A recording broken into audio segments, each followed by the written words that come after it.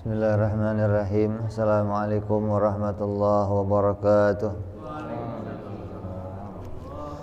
Al-Fatihah ila ruhi sayyidina habibina syafi'ina rasulillah sayyidina Muhammad ibn Abdullah sallallahu alaihi wa ala alihi wa ashabihi wa azwajihi wa dhurriyyatihi an Allah ya'li darajatihim fil jannah wa yanfa'una bi asrarihim wa anwarihim wa ulumihim wa nafahatihim wa barakatihim fid dini wa dunya wal akhirah.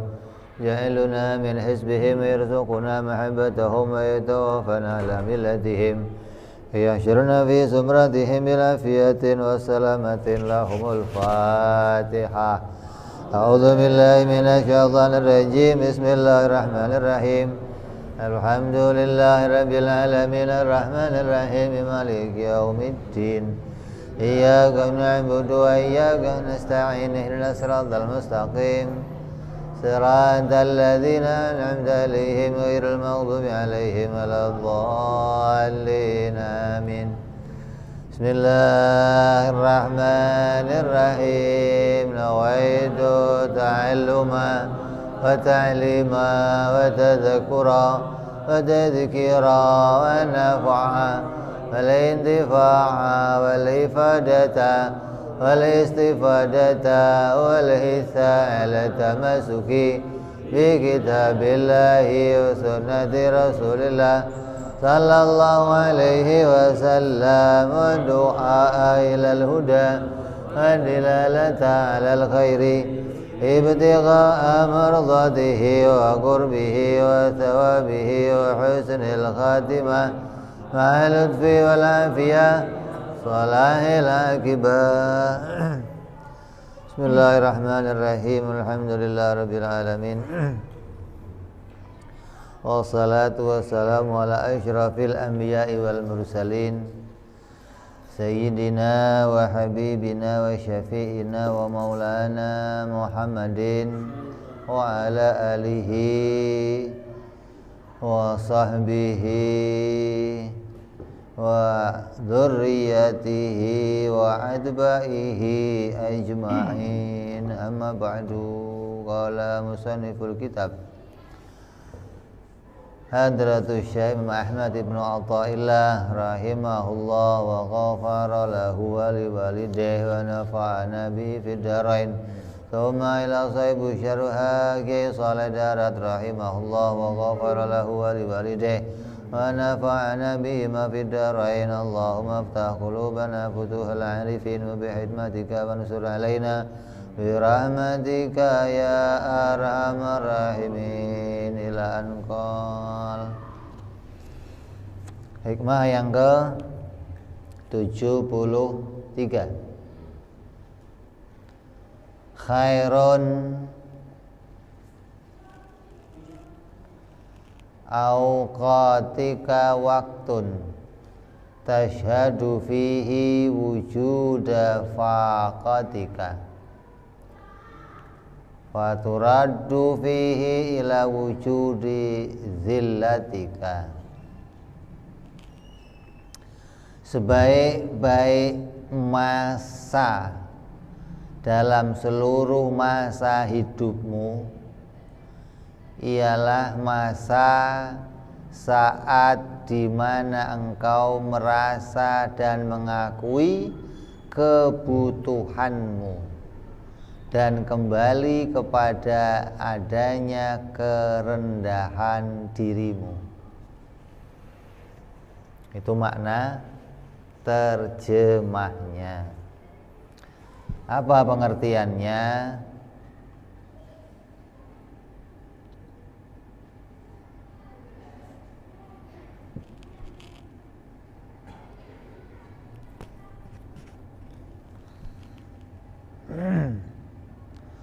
Maksudnya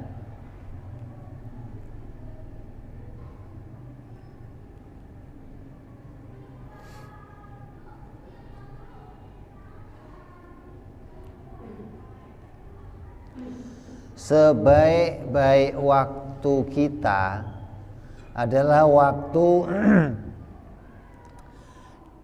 di mana di dalam hati kita merasa adanya kebutuhan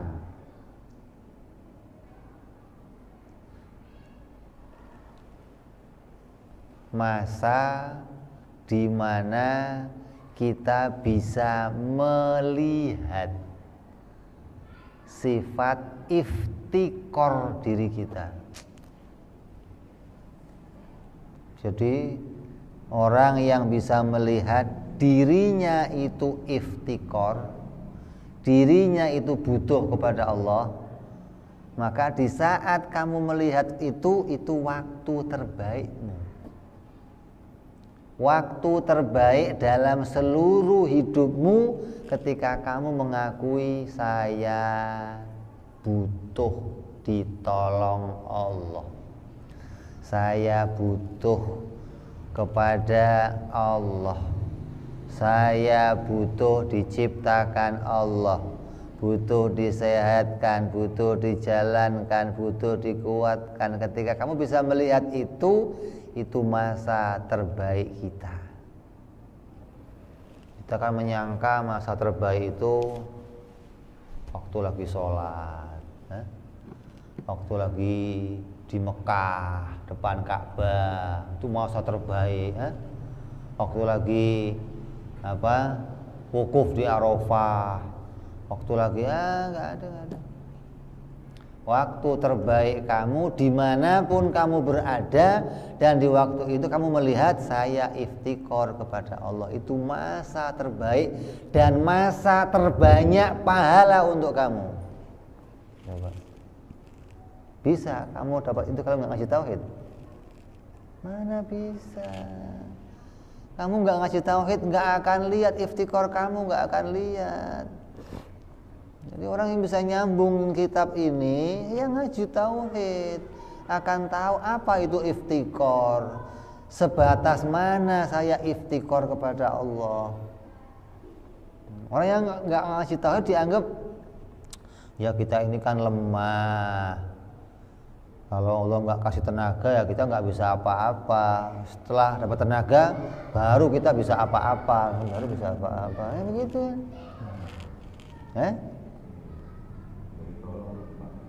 Nah ya dong. Artinya dia hanya tahu bahwa butuhnya saya itu sebelum diberi sesuatu oleh Allah. Setelah diberi sudah selesai butuhnya. Sama saja sebelum saya ini wujud saya butuh kepada Allah. Setelah diwujudkan, jadi orang yang bisa senantiasa melihat iftikor itu adalah sifat zati gitu. Sifat jati dirinya makhluk itu iftikor. Bagaimana makhluk bisa meninggalkan jati dirinya? Sama kayak bagaimana kamu meninggalkan sifat menempat, kamu bisa? Nggak bisa. Jadi kita ini nggak akan bisa lepas dari iftikor kepada Allah. Maka ketika kamu menyadari itu, itulah masa terbaik dalam hidup kita. Beruntung sekali orang yang ngaji tauhid sampai bisa melihat dirinya iftikar kepada Allah Subhanahu wa taala. Ketika nampak iftikar butuhnya diri kita seperti ketika kita sakit. Nah, ini namanya dipaksa sadar kalau ini. Ketika kita kismin, ini dipaksa. Coba kamu nggak pakai ini terus sadar saya ini iftikar, itu keberuntungan yang luar biasa yang kita peroleh. Jadi masa terbaik kita bukan masa-masa yang lain, bukan, jangan salah paham ini. Dan ketika kita miskin atau kekurangan harta, maka itu waktu terbaik kita. Kenapa itu jadi waktu terbaik? Bukan karena sakitnya, bukan karena miskinnya, bukan karena kurangnya, tapi karena kita mengakui butuhnya kita kepada Allah. Banyak orang dibikin miskin, banyak orang dibikin sakit, hasilnya apa? Kecewa, putus asa, bunuh diri, nyupang. Ada? Berarti sakit bukan masa terbaik kalau begitu. Miskin bukan masa terbaik kalau begitu. Tapi sakit yang membawa kamu ngaku saya ini iftikor kepada Allah, itu masa terbaik kamu. Ketika dibikin lemah, ngaku saya butuh pertolongan Allah, maka itu masa terbaik untuk kamu. Jadi bukan sakitnya, karena banyak orang dibikin sakit, hasilnya dia kecewa kepada Allah. Kenapa saya sakit? Kan saya sudah ibadah, kan saya sudah. Ketika dibikin miskin, kecewa. Kan saya sudah sedekah. Katanya kalau sedekah mau diganti, malah miskin. Urusannya apa? Jadi banyak orang sedekah itu saya ngasih air harapannya dapat Coca-Cola gitu.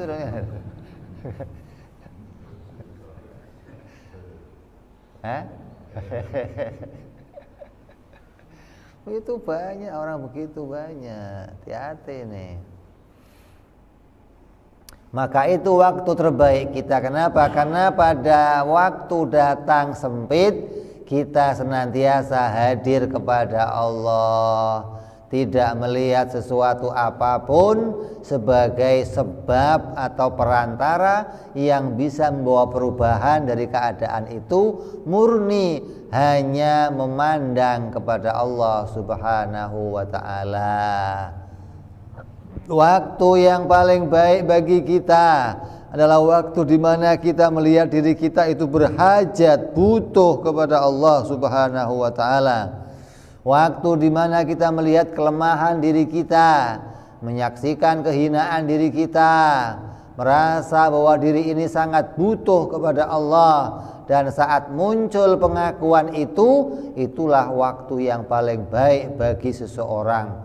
Karena waktu itu di mana engkau dikembalikan kepada asal dirimu, yaitu iftikor. Jadi kita ini kadang kemarin dikasih sepuhan, dikasih pakaian, ditutup oleh sesuatu. Kadang penutup itu membuat kita lupa jati diri kita. Tapi ketika dibuka, kelihatan dirinya, menyadari keadaan asli dirinya, maka itu waktu terbaik untuk kamu. Ketika kamu melihat siapa diri kamu sebenarnya, gitu.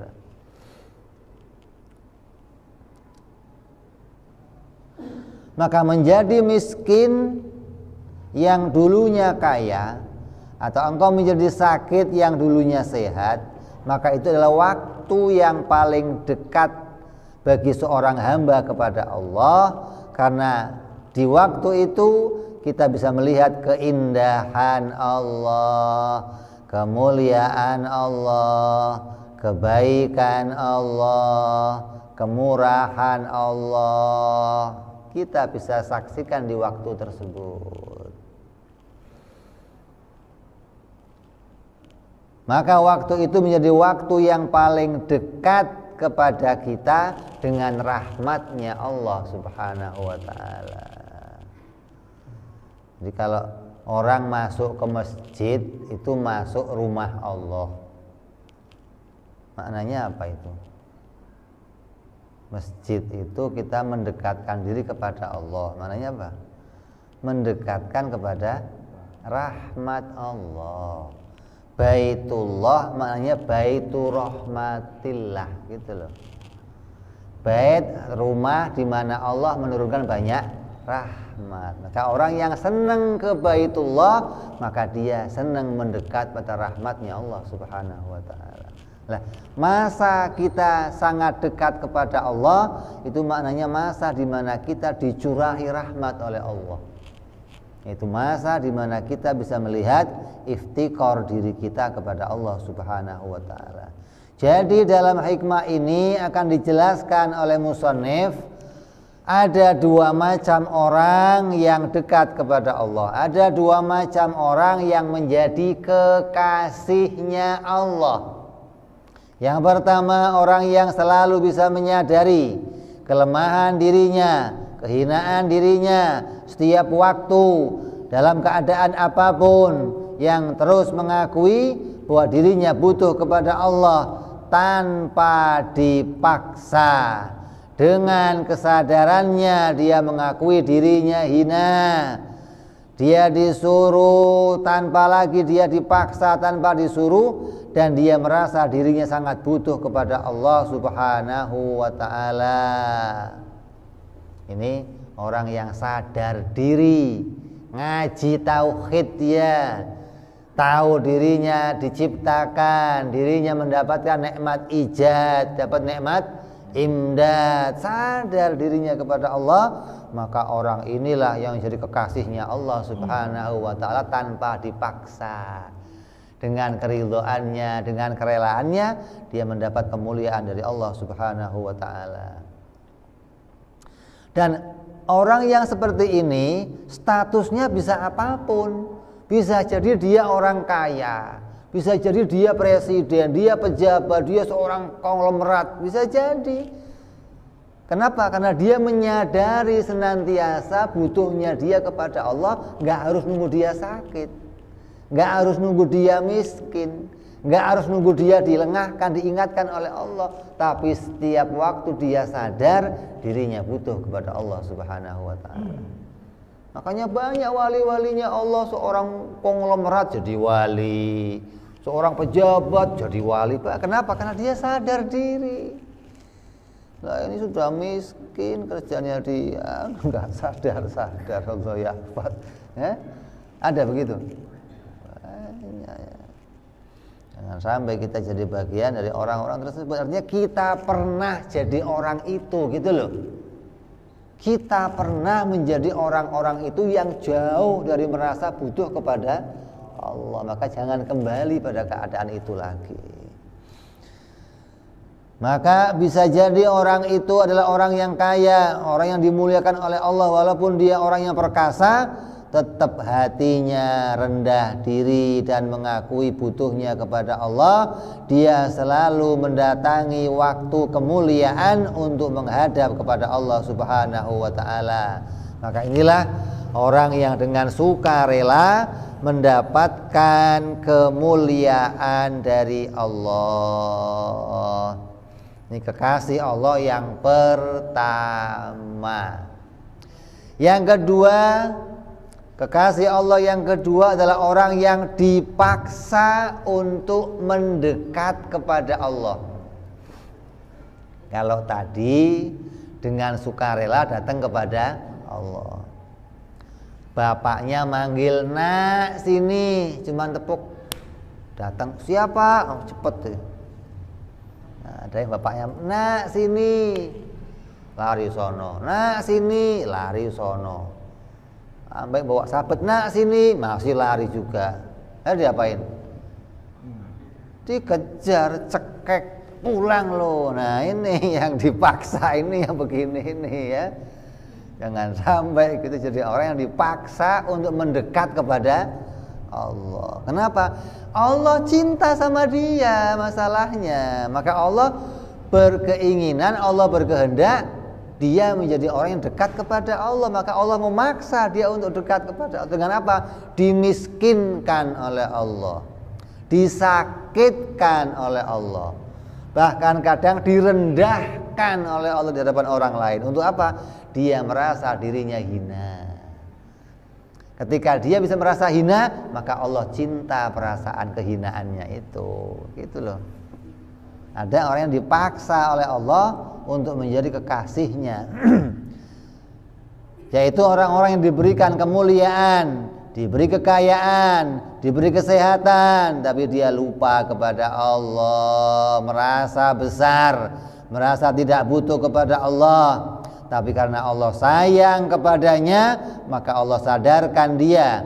Allah menjadikannya sakit, Allah menjadikannya miskin. Bahkan Allah terkadang menjadikan dia terhina di masyarakat, agar dia kembali ingat kepada Allah dan ingat jati dirinya yang asli. Sengaja dibuka bungkusnya,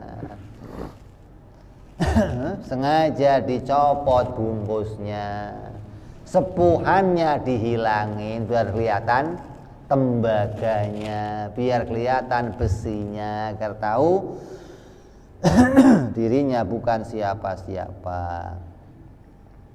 Maka dia mendapat kemuliaan,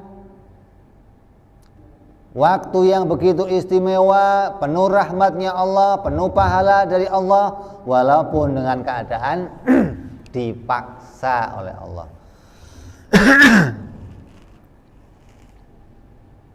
Jadi kesimpulannya, kekasih Allah ada dua macam orang, dua golongan orang. Yang pertama, orang yang dengan senang hatinya dia mengakui dan dia rela bahwa dirinya itu lemah, bahwa dirinya itu hina, bahwa dirinya itu enggak punya apa-apa di hadapan Allah Subhanahu wa ta'ala. Dan ada kekasih Allah yang macam kedua, yaitu kekasih yang dipaksa untuk mengakui, untuk mendekat kepada Allah, dipaksa untuk kembali kepada Allah. Kenapa? Karena Allah cinta sama dia. Sekarang tinggal kembali kepada kita. Kita mau milih yang mana? Mau jadi kekasihnya Allah yang dengan sadar, atau mau jadi kekasih Allah yang dipaksa?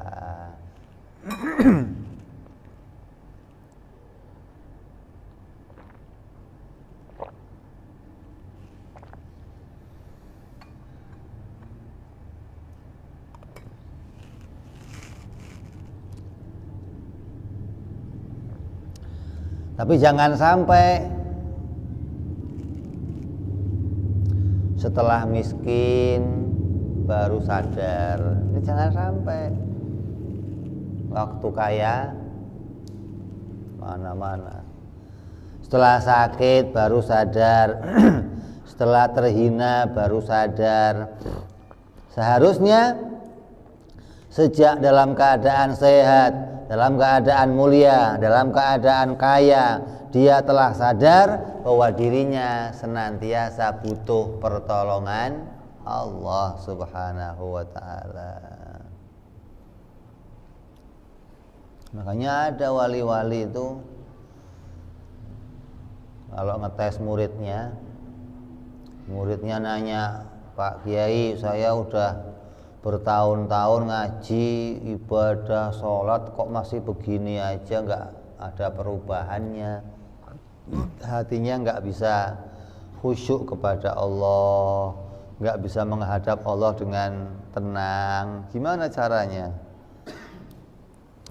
Caranya ya ini, ngakui apa? Lemahnya, suruh ngakui hinanya, suruh ngakui kerendahan dirinya. Karena dia nggak bisa, maka dia dipaksa sama gurunya. Udah, kamu sekarang pulang, kamu cukur rambut kamu habis botak, terus kamu beli salak yang banyak di pasar, bawa salaknya di bawah belakang pakai karung. Terus kamu jalan-jalan sambil bawa pentung. Yang bisa jitak kepala saya kasih salak 1. Gitu. Sampai dirinya bisa merasa rendah, hina, baru dia berhasil mendapat kekhusyuan sholat, ketenangan ibadah. Selagi masih merasa saya hebat, saya punya, nggak bisa. Selamanya kita nggak akan bisa menemukan kedekatan kepada Allah Subhanahu wa ta'ala. Maka ini termasuk tafakur namanya. Orang yang melihat dirinya hina, melihat dirinya rendah, melihat dirinya miskin, termasuk apa? Tafakur. Tafakkaru fi khalqillah. Dan tafakur yang menghasilkan rasa hina, rasa lemah, rasa tunduk, rasa butuh kepada Allah adalah tafakur yang begitu istimewa pahalanya hingga disebut oleh Nabi SAW, tafakkaru sa'atan khairun min ibadatin sanah. Ada mengatakan tafakkaru sa'ah khairun min ibadah sab'ina sanah. Berpikir satu waktu itu maksudnya bukan satu detik, bukan. Satu waktu bukan sejam, bukan. Satu waktu itu berpikir sekali mikir, entah itu sejam, 2 jam, tapi sampai menghasilkan rasa rendah diri, kamu berhasil berpikir yang mendapatkan pahala banyak dari Allah. Jadi berpikirnya itu mendapatkan kesimpulan dirinya rendah, dirinya hina, hingga dengan hasil itu meningkat imannya kepada Allah, meningkat butuhnya kepada Allah, meningkat harapannya kepada Allah Subhanahu wa ta'ala. Jadi waktu terbaik untuk kita bukanlah saat kita sholat, bukan saat kita berzikir, bukan saat kita sholawat, bukan saat kita beraktivitas ibadah di Mekah atau di tempat-tempat lain, tapi saat kita merasa hina, merasa rendah, merasa butuh kepada Allah, saat itulah saat terbaik untuk kita. Maksudnya apa? Kenapa waktu itu menjadi waktu terbaik? Karena waktu itu engkau mungkin saja punya harapan mendapatkan pertolongan dari Allah, mendapatkan rahmat dari Allah, mendapatkan hidayah dari Allah, mendapatkan taufik dari Allah Subhanahu wa ta'ala. Maka waktu itu, waktu kita menerima pertolongan Allah yang sangat besar, yang tidak didapatkan dalam waktu-waktu yang lainnya. Di waktu itu waktu tercurah rahmat Allah kepada hambanya. Allah berikan banyak karunia, banyak keistimewaan, hingga Allah akan berikan kepada dia taufik, hidayah, pertolongan. Maka itu waktu yang terbaik. Maka ini adalah jalan yang paling cepat untuk menuju kehadirat Allah Subhanahu wa ta'ala. Banyak orang mau mendekatkan diri kepada Allah, jalannya banyak, wiritan, puasa, zikir, tapi jalan yang tercepat apa? Tafakkur, berpikir, tadabbur alam, tadabbur diri, yang membawa kita mengakui saya rendah, saya hina, saya lemah. Ini cara yang tercepat mendekat kepada Allah Subhanahu wa ta'ala dibandingkan cara yang lainnya, dibandingkan thariqahnya siapa saja. Ini thariqah yang tercepat untuk mendekatkan diri kepada Allah Subhanahu wa ta'ala. Jadi kalau kamu mau pengen jadi walinya Allah, pengen dekat sama Allah, pengen jadi kekasihnya Allah, ikut thariqah dengan cara yang macam-macam, wiritan ini itu, malah bisa muncul di hati kamu, saya lebih hebat dari yang lain. Dia nggak bisa wirid segitu, saya bisa. Saya mempan, nggak mempan ditembak, dia masih mempan. Itu malah menimbulkan rasa bukan malah dekat sama Allah. Tapi ketika kamu tafakur, nggak usah pakai wirid, capek lidah kamu wirid tapi nggak dapat apa-apa, ngapain? Tafakur, sa'ah yang membawa kamu merasa diri kamu iftikor kepada Allah. Ini cara yang tercepat, cara yang terbaik untuk menempatkan kita sebagai kekasihnya Allah Subhanahu wa ta'ala. Allah berfirman dalam surat At-Taubah ayat 60, innama shadaqatu lil fuqara. Innama shadaqah lil fuqara. Sedekah itu diperuntukkan untuk orang-orang fakir. Apa hubungannya?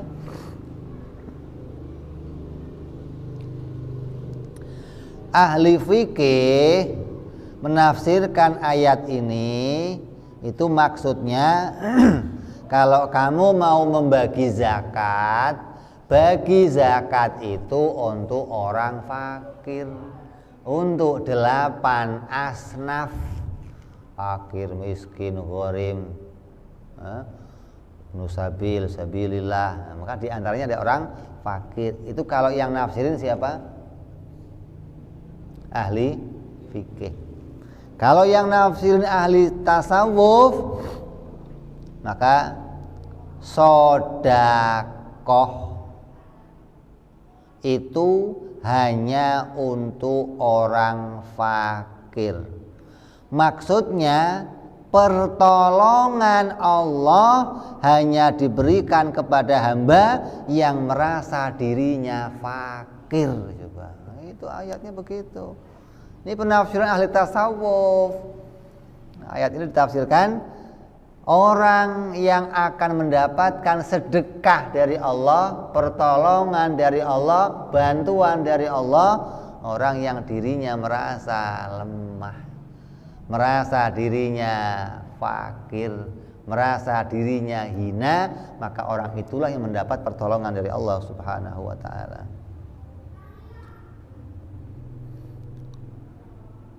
Bukan orang yang kepepet, bukan orang kepepet. Jangan nunggu kepepet. Kalau orang dipepet bang nyerah. Masa ada orang dipepet nggak nyerah? Kamu musuh kamu sudah mepet kamu, cekek nyerah. Musuh pepet nyerah. Jangan nyerah nunggu dipepet. Nunggu biasa nyerah nunggu dipepet. Ini biar kamu nyerahnya dengan kesadaran.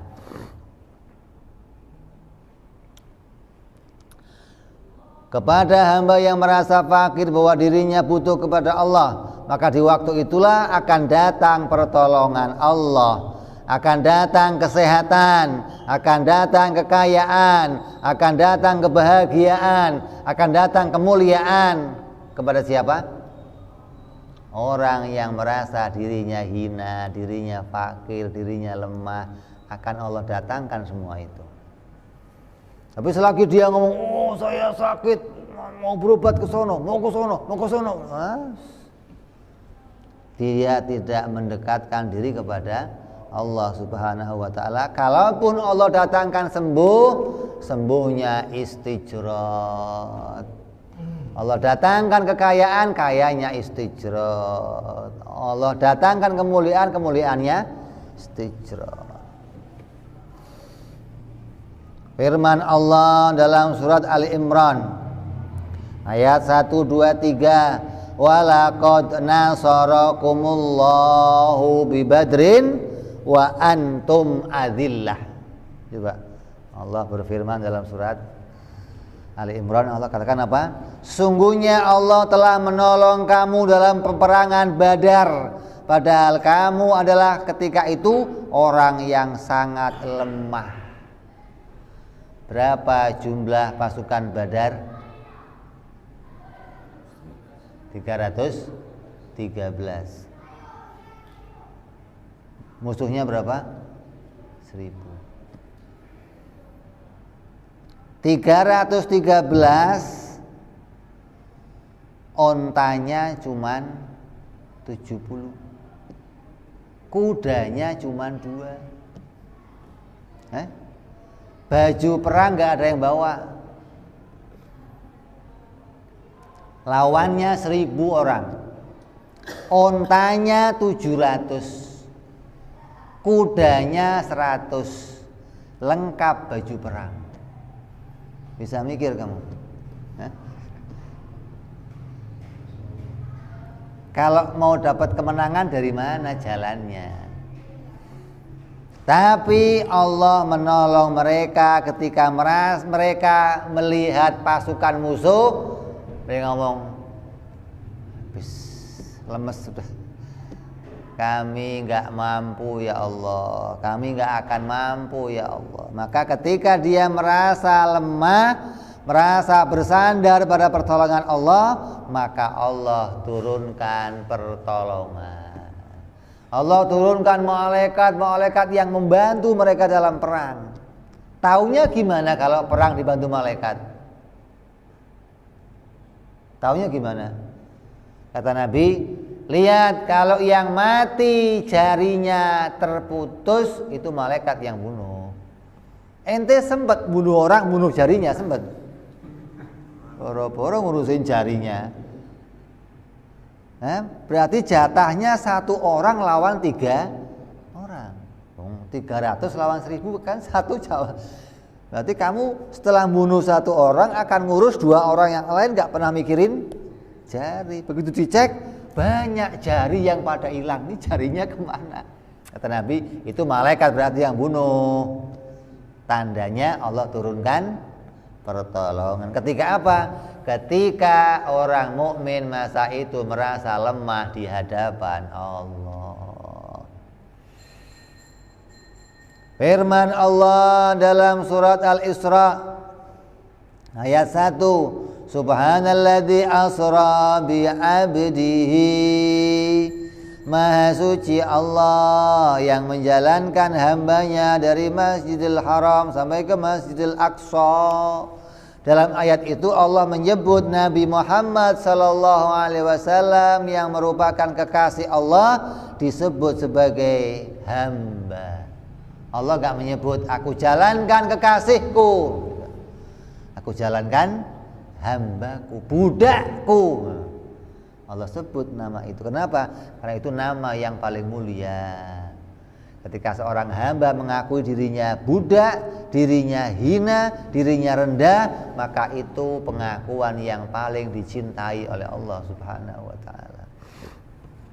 Dan Allah menjalankan, Allah memberikan pertolongan di waktu Nabi merasa begitu sedih di tahun itu. Ingat disebut apa? Amul Hazn, Amul Huzna, tahun kesedihan.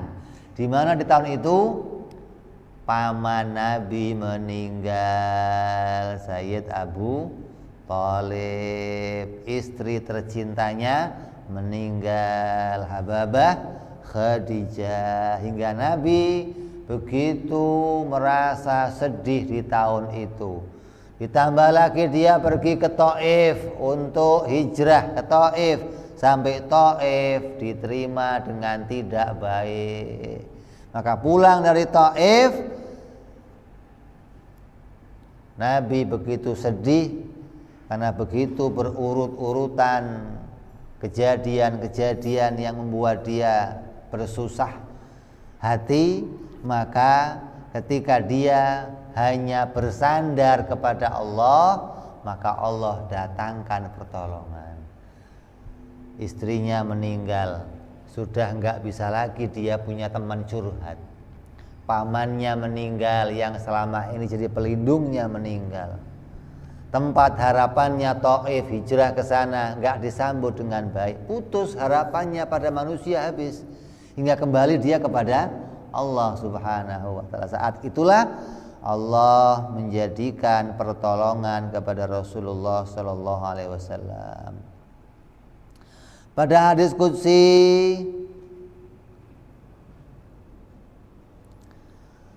Nabi sallallahu alaihi wasallam menyampaikan firman-Nya Allah, kalau engkau ingin mencari aku, maka carilah aku di tempat orang yang sedang bersedih. Coba. Kata Allah, kalau kamu mau cari aku, carilah aku di tempat orang yang sedang bersedih. Emang Allah di situ? Hah? Ngapain di situ? Kalau kamu mau cari aku, carilah di tempat orang yang sedang bersedih dan merasa butuh kepada Allah. Seperti di mana? Seperti orang-orang yang berada dalam keadaan sakit. Kalau kamu pengen cari Allah, datang ke rumah sakit. Kamu dari lantai 1 ke lantai atas, terus tiap kamar masuk barangkali Maknanya apa? Dalam hadis yang lain Allah katakan apa? Wahai hambaku, aku sakit. Kata Nabi, "Kif? Engkau sakit ya Allah?" Kalau ngomong aku sakit, maknanya ada hambaku yang sakit, gitu loh. Kenapa engkau enggak menjengukku? Kata Allah. Bagaimana saya menjenguk engkau ya Allah? Datangi hambaku yang sakit itu, sama saja engkau menjengukku. Maknanya datangi mereka, maka kamu akan mendapatkan rahmatku sedang kucurahkan di situ. Begitu loh. Jadi orang yang sedang sakit, merasa butuh kepada Allah, merasa lemah, merasa hina, maka Allah curahkan rahmat Allah di situ. Kalau kamu datang ke situ, kamu menjumpai rahmatnya Allah. Makanya kalau ada orang yang sakit yang seperti itu, merasa rendah diri, merasa lemah, suruh dia doa. Kamu amin, kabul doanya. Yang penting jangan minta sehat. Nggak kabul kalau itu. Minta yang lain. Ya Allah, mudah-mudahan yang nengokin saya kaya semua. Kaya nanti. Rahmat Allah tercurah di situ. Ketika seorang yang sakit itu merasa dirinya lemah, merasa dirinya hina. Kenapa kok doa sakit nggak dikabulkan oleh Allah? Wong lagi disukai sakitnya malah mau diminta hilangnya, gimana sih? Allah lagi cinta dia sakit. Kayak beginilah, orang tua kamu lagi seneng ngemban kamu, anaknya diemban, anaknya pingin dikasih, ya nggak dikasih, lu sini aja, gue lagi seneng gitu, turun pak, gitu loh. Minta yang lain dikasih, permen pak, oh iya nih, itu pak, oh iya, yang penting jangan turun, gitu loh. Minta turun, oh nggak dikasih, gitu loh maksudnya. Orang yang sakit, yang merasa dirinya lemah, dirinya hina, minta apa aja dikasih. Asal jangan minta sembuh. Oh itu nggak bisa kalau itu.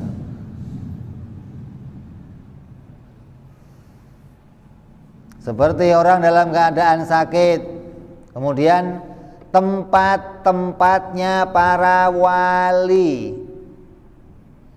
Coba, tempatnya para wali, orang-orang soleh. Kenapa? Tempatnya para wali itu tempat di mana wali itu merasa rendah diri kepada Allah. Maka tempatnya para wali tempat turunnya rahmat Allah. Kalau kamu kunjungi tempat itu, maka kamu akan jumpai rahmat Allah di situ. Jadi kalau di sana, oh ini rumahnya wali, datangi rumahnya, sering berkunjung ke rumahnya. Kenapa? Di situ tempat rahmat Allah diturunkan. Karena para wali itu senantiasa merasa rendah diri kepada Allah. Karena tempat itu akan menjadi tempat turunnya rahmat bagi Allah. Sedangkan waktu yang terburuk bagi kita adalah waktu di mana kita tidak menyaksikan kefakiran kita. Kita merasa tidak butuh kepada Allah. Kita merasa menyandarkan sesuatu kepada selain Allah, maka itu waktu terburuk kita, terjelek kita. Gak ada kebaikan apapun di waktu itu, walaupun keadaan kamu sedang istimewa, kelihatannya ibadah, kelihatannya zikir, kelihatannya, tapi hati kamu sedang menjauh dari Allah. Itu waktu terburuk untuk kita. Kamu gak akan tahu kalau gak ngaji ini. Kapan waktu terbaik saya? Kapan waktu terburuk saya? Maka waktu terburuk kita ketika kita tidak menyadari jati diri kita. Terburuk.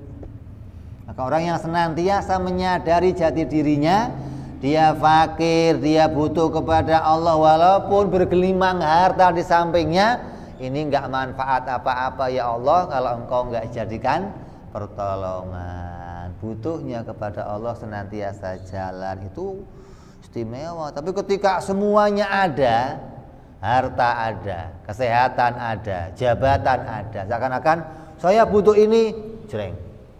Kawan banyak, jabatan, semuanya orang datang kepada kamu. maka di waktu itu kamu lupa pada pertolongan Allah, itu keadaan terburuk untuk kamu.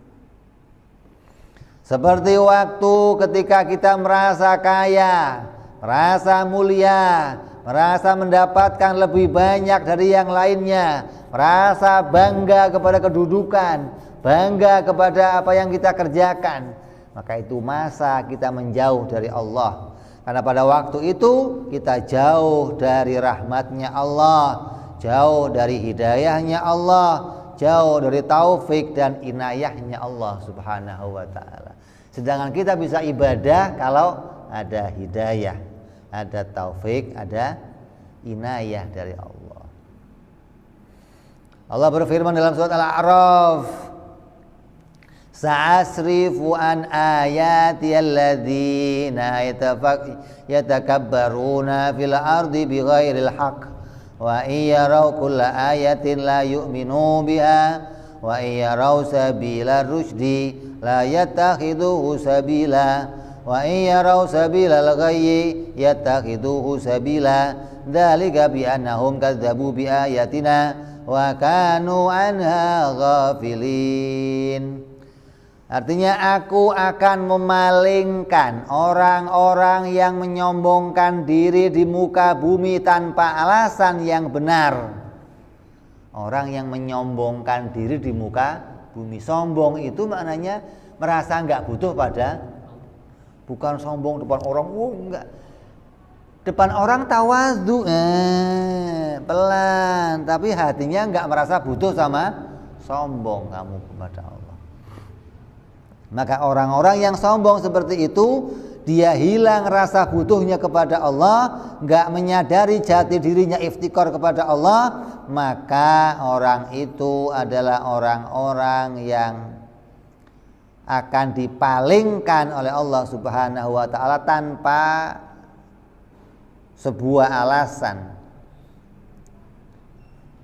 Maka mereka jika melihat tiap-tiap ayatku, mereka tidak akan beriman kepadanya. Jika mereka melihat jalan yang membawa mereka kepada petunjuk, mereka enggak mau menempuhnya.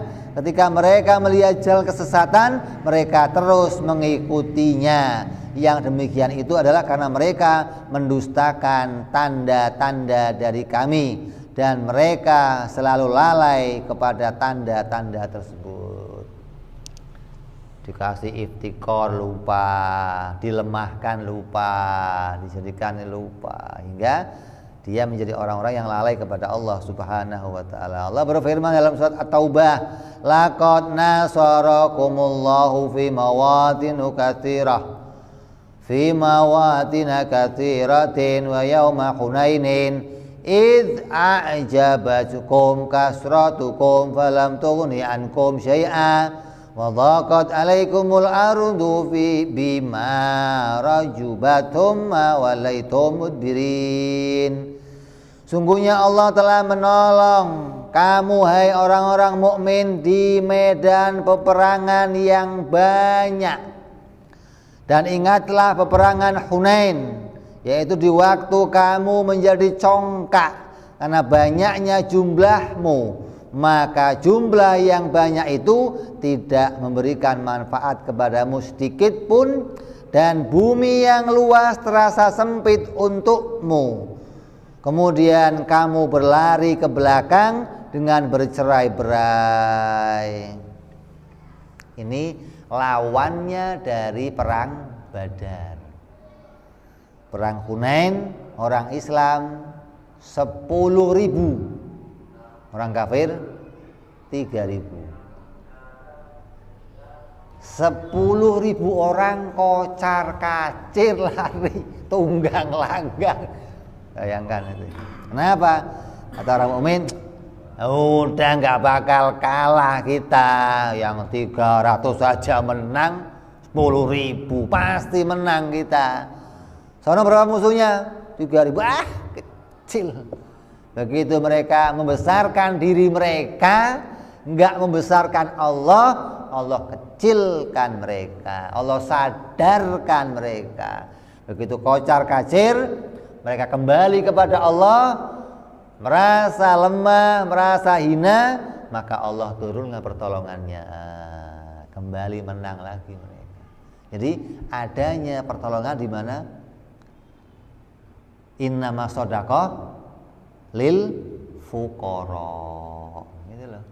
Ketika kamu sudah merasa lemah, merasa fakir, barulah kamu ditolong oleh Allah, gitu loh.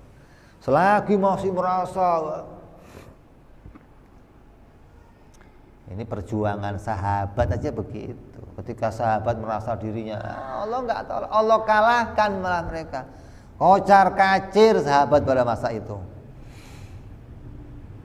Ketika seorang merasa hina dan lemah, disitulah datang pertolongan Allah. Tapi sebaliknya, bila kita merasa besar dan merasa bisa, maka Allah jauhkan kita dari pertolongannya. Walaupun dokternya 3, dokter jantung, dokter usus, dokter apa lagi? Ya. Pokoknya kalau kamu sakit 3 yang nangani, spesialis semua. Kalau Allah nggak kasih sehat ya nggak sehat. Walaupun dokternya 7 sekalian, spesialis semua. Ini spesialis jantung, spesialis OE, spesialis, pokoknya komplit. Ada dokter gizi sendiri, ada dokter paru-paru sendiri, dokter upil sendiri. Pokoknya kalau kamu merasa nggak butuh sama Allah, tidak ada pertolongan dari Allah. Tapi ketika dia nggak merasa butuh, sehat beb, sehatnya Allah kasih istijrat untuk menjauhkan dia dari rahmatnya Allah.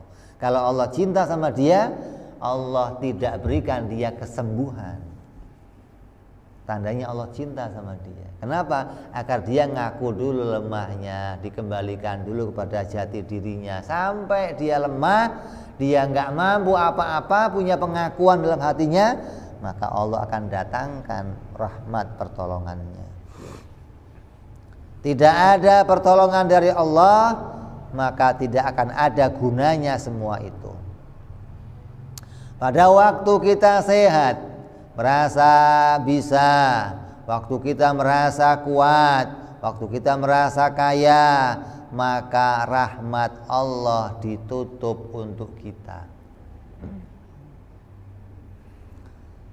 Maka seharusnya sebagai seorang hamba yang benar,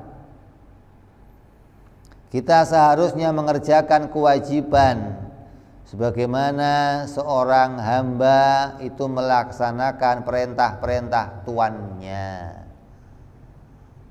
Seharusnya kapanpun, dimanapun, kita senantiasa sebagai seorang hamba senantiasa mengerjakan perintah Allah. Tapi ngerjain perintahnya dengan apa? Iyyaka na'budu wa iyyaka nasta'in. Apa artinya? Apa artinya?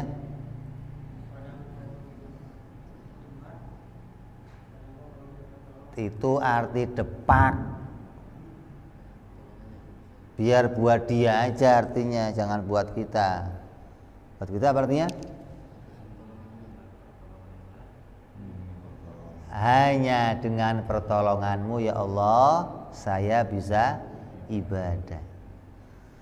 Jadi ibadah apapun yang kamu kerjakan, akui ini atas pertolongan Allah. Entah itu zikir, entah itu wirid, entah sholat, entah haji, entah apa saja. Iyyaka na'budu wa iyyaka nasta'in. Maka seharusnya seorang hamba senantiasa mengerjakan perintahnya Allah. Contoh seperti mengerjakan sembahyang. Orang yang mengerjakan sembahyang itu seharusnya sudah bisa menyadarkan dirinya bahwa dirinya itu adalah hina, dirinya budak, dirinya rendah, hanya dengan ngerjain satu ibadah seperti sholat. Kenapa? Kenapa hina? Kenapa rendah? Coba lihat,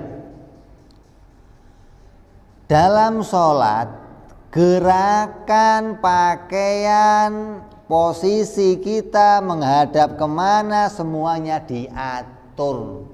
Nggak ada yang bebas atas pilihan kita, nggak ada. Cara berdirinya diatur, cara ngadepnya diatur, pakaiannya diatur, yang harus ditutup mana diatur. Orang yang diatur tandanya apa itu? Rendah, hina dia, nggak punya kebebasan dia. Tandanya dia budak. Kalau ada orang yang sholat, keluar sholat dia sombong, ada yang salah dalam sholatnya, ada yang salah dalam mengerjakannya. Karena ketika dia selesai sholat, dia nggak bisa menghadirkan dirinya sebagai seorang hamba. Nah, masih muncul itu sih. Cara sujudnya diatur, cara rukuknya diatur, bacaannya diatur. Nggak boleh ngomong begini, nggak boleh ngomong begini. Mau baca sholawat, sholawatnya diatur, nggak boleh sholawat sembarangan. Coba, tandanya apa itu? Budak. Kita ini rendah. Sampai apabila yang kita kerjakan itu kok salah, kita melanggar, hukuman untuk kamu. Tandanya kita budak, tandanya kita ini rendah, nggak bisa ngapa-ngapain. Artinya nggak bisa sembarangan kerjain apa yang kita mau. Salah begini, hukum. Berdirinya diatur, sarungnya diatur, bolong nggak boleh, kukur-kukur nggak boleh, ngomong nggak boleh. Coba nih. Kalau salah, ulang dari awal. Tandanya apa kita ini? Budak, dipaksa untuk mengerjakan perintah Allah. Dan nggak bisa kamu menganggap diri kamu terserah saya, kampleng kamu.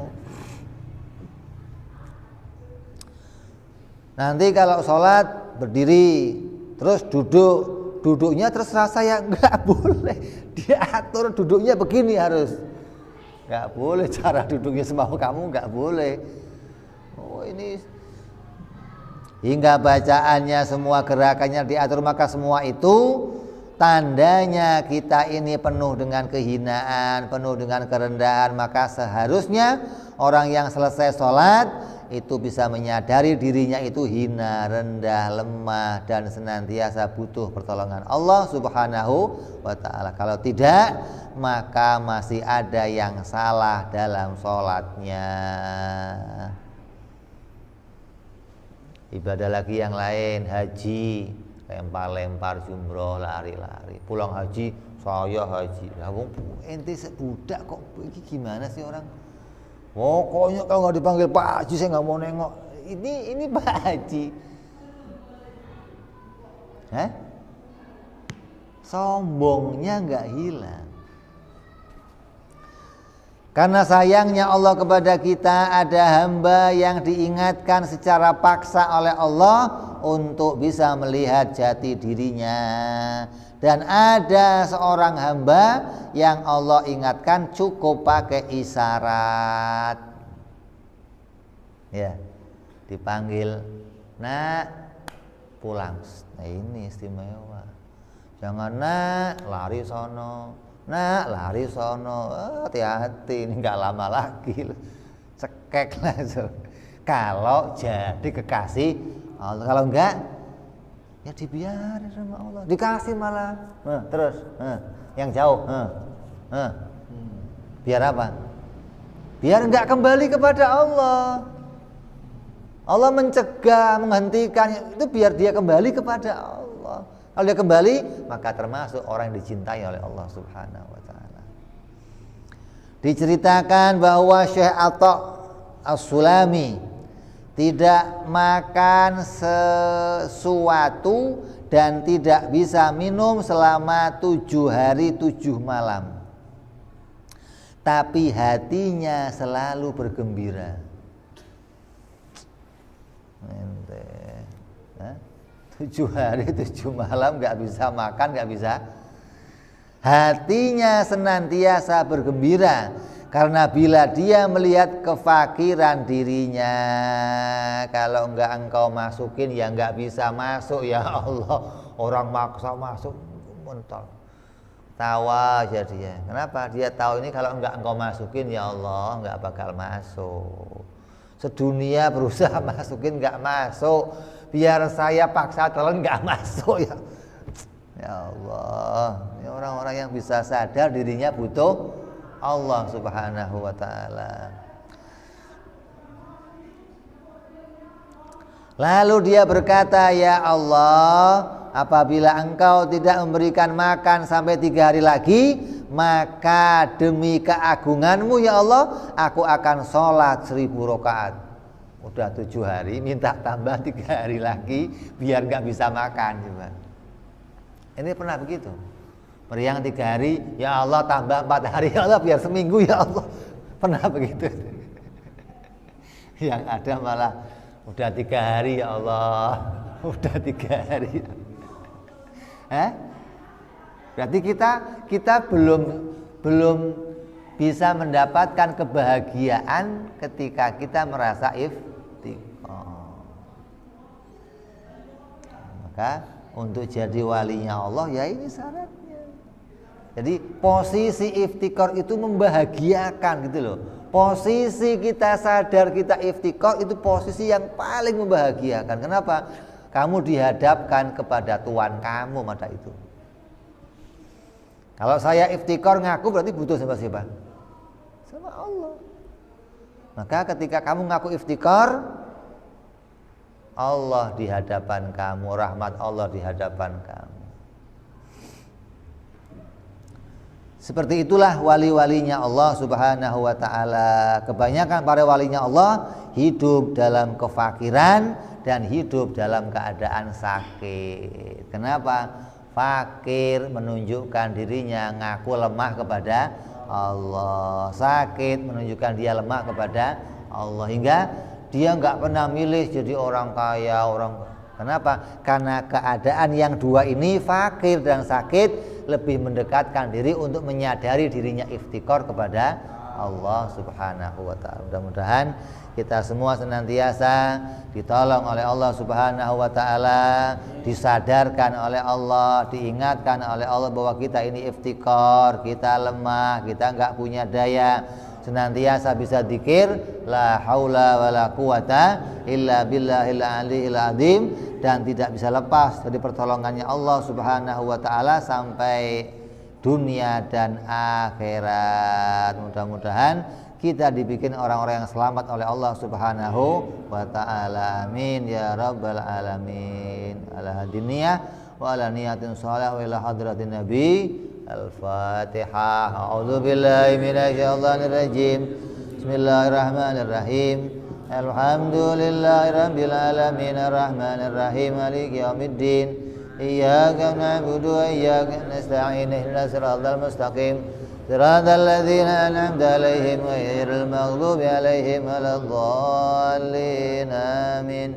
Ya Rabbana tarabna بأننا اقتربنا أننا أسرفنا لا ضاع إشرافنا فتوب علينا توبة تغسل كل حوبة وصلنا أوراتي وآمن رواتي واغفر لوالدينا ربي ومولودينا والأهل والإخوان هلاني وقل ذي محبة أو جيرة أو صحبة والمسلمين أجمعين ربي فضلا وجودا منا لا باكتساب منا بالمصطفى رسولنا ضابط كل سولي صلى وسلم ربي عليه عند الحبي وآله وصحبه دادا طاسي صحبي والحمد لله في البدء والثناء Subhana rabbika rabbil izzati amma yasifun. Salamun alal mursalin walhamdulillahi rabbil alamin. Assalamualaikum warahmatullahi wabarakatuh.